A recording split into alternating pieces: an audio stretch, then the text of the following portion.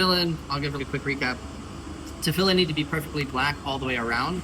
And sometimes you'll see the edges will get scuffed up a little bit, or even tefillin themselves, the straps will get scuffed and they lose their black color. In that case, you should paint tefillin back with the proper color. So right here we have some, right, so we have kosher ink here. We're going to just, this one's not really bad at all. There's no bubbling. There's a little bit up here, I'm seeing this on the corner. For the most part, this is pretty good. Not too scuffed up. That's good. And just here on the back is a little bit, got some. With mine, I think you're gonna need a roller. And that's it. That's pretty good. That one's not bad at all. Not too shabby. That's good. Solid. Awesome. Let's see your dad's. Whoa, big. I told you. You for sure don't use your case. You need to take out the roller for this. Wow, that's a bit of an issue, the cracking with the paint here. But it's perfectly square. That's good. These edges are a little bit rounded, but it's not such an issue. Wow. You got a lot, dude. Yeah, that's crazy. I use it. Worn down smooth. I don't know if my ink will stay. What makes Tefillin have a varied amount of price ranges in terms of buying it one? Sure. So there's two aspects of the tefillin that it's going to cost you. Three aspects that have different price ranges. One, the straps. You can have straps that are your straps black all the way through. That's technically the best way to do it. Because you always want the black showing. You don't want any non-black showing. And if it gets scuffed, because it was soaked in ink, it's all the way through black. So even if you scuff it, you're still going to have you have the highest quality. The black. He has a. The second thing is the bottom. So the leather box itself, it has different sizes, and they can be different qualities, but they're all right around, they're all typically the same-ish in terms of quality. The size is what's going to run you up a different bill. So they go up to, it's called Dalit bottom. It's like a 4x4. It's like a moving. It's a massive, huge block on your head. Moving container. Yeah. Literally. So those ones will cost you the most, but they're the biggest, and also the scrolls inside don't have to be scrunched up so much. And then the most important part in terms of the price of tefillin is going to be the scrolls inside, right? Yeah. So there's a bunch of different scripts, different styles of writing that you can get. Sephardi, Ashkenazi, and Chabad has Alter Rebbe, and you have different things. Well, there are also the different compartments. Arizal, right? You have a bunch of things. Different Rabbeinu Tam's versus Rashi's, things like that. So the style of script that you're going to get is going to run you up a bill, and also the sofer, the scribe himself. Yeah. So if you go to a very reliable scribe, the prices are going to be very high, because you can trust his quality, that for sure nothing in it, he's not going to let anything in his coming out with his name on it, he's not going to let anything come out with it, like even a little bit of a letter smudged or anything like that. He's anal perturbed about getting it perfect. Awesome. The number one, right? So probably the biggest factor. And these are also pretty good, from what I've been told. The biggest factor is going to be what's inside. That's the most important thing. Because the one thing that makes tefillin kosher, and the whole point of the mitzvah, is the scrolls inside. So if they're not of a good quality, then tefillin themselves are not. You could have the best straps, the best box, but the scrolls inside are garbage, then the tefillin are going to be they're not going to cost you anything. Cheap. Well, interestingly enough, in my first marriage, the tefillin were garbage. They were really bad. Interesting. Oh, so that's what I was saying, right? My first marriage, right? All of my mezuzahs, except for one, came from my ex-wife and her family. And so I went and got them checked during Elul, and before that I got them checked by, he said, all of your mezuzahs are puzzle.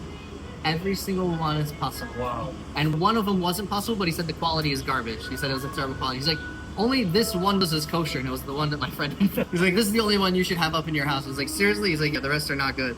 So one of them for sure wasn't fixable. That was one thing. One of them for sure is not fixable. It's totally usher. And the thing on it that wasn't right was lave, the word lave. Really? The heart on it, and this is in the middle of my divorce, and he said the heart on this mezuzah is the word lave. His heart was screwed up. The lamed or something didn't go long enough, or didn't have the proper tail. I forget what exactly it was. But I was very interesting. And I had a friend of mine who knew a Chabad on campus rabbi, who knew I was getting divorced. He made a bet before the guy checked it, before he told me what was wrong. He goes, oh, I bet it's diet or something, house. I say, I bet there's something wrong with that word house. Yeah. And it ended up being lave. He goes, that's close enough. It's a very common thing that your tefillin and your mezuzahs. You have to check. Right. If there's something wrong with them, then there's something going on in your life, very likely, that's reflecting that issue. What are you using to paint the tefillin? So this is special kosher ink that I'm pretty sure I will see exactly what it says. It's from Badatz Yerushalayim, so it's high hashgacha, basically certified kosher. Ink has to be made in a special way with the intention of fixing or using it for kedusha. And so this ink is specially made with that in mind. very likely there's different ways that you can make ink that make it in a kosher way. One of them is from these oak galls, which is from the leftover eggs from wasps that they leave on oak trees. And they take up these eggs, the galls, after the wasp has already left.